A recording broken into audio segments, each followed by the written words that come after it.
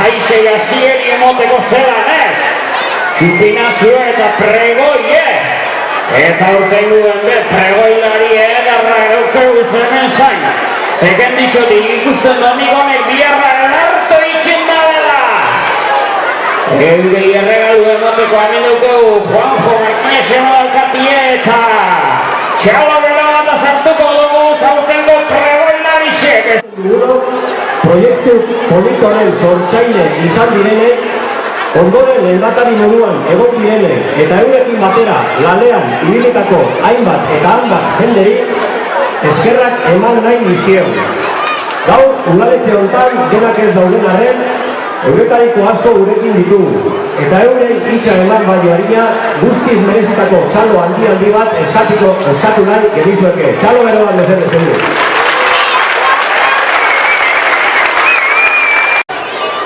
Berakruz eta Bekobentako guraso elkarteko arduradunek herriko guraso elkartian babesakin helburu bi finkatu genduzan sasoi horretan.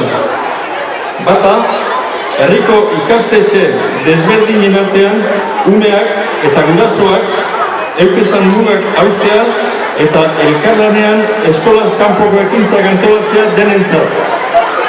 Ikastetxea barik adina izatea umeak elkartzeko lotura. Eskolaz kanpoko eta bigarrena, eskolaz kanpoko ekintzen aukerak gehitzea eta bermatzea. Eskerrik asko udalari eta jai batzordeari errekonozimendu agatik. Sortzaileon partetik eskertu nahi diogu 13 urte hauetan zehar eskolarteko arduradun izan diren denek. Hemen batzu dut bakarrik. Proiektua eteni barik mantentzea gaitik. Eta gainera, urtetik urtera, sendotzea eta hobetzea lortu dozuelako. Eta baita, eskerrak udaleko ordezkariei. Lehengo momentuan zuen babesa guztiz ezinbestekoa izan zelako. Eta handik ona ere zuen babesarekin kontatu dugulako.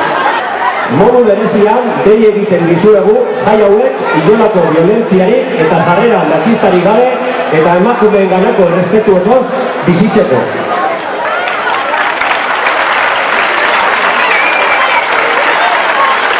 Amaitzeko, gogoan izan nahi ditugu edozein arrazoien gaitik, kanpoan dauden Martina Zemendar guztia. Hauentzako ere bezarkala handi bat.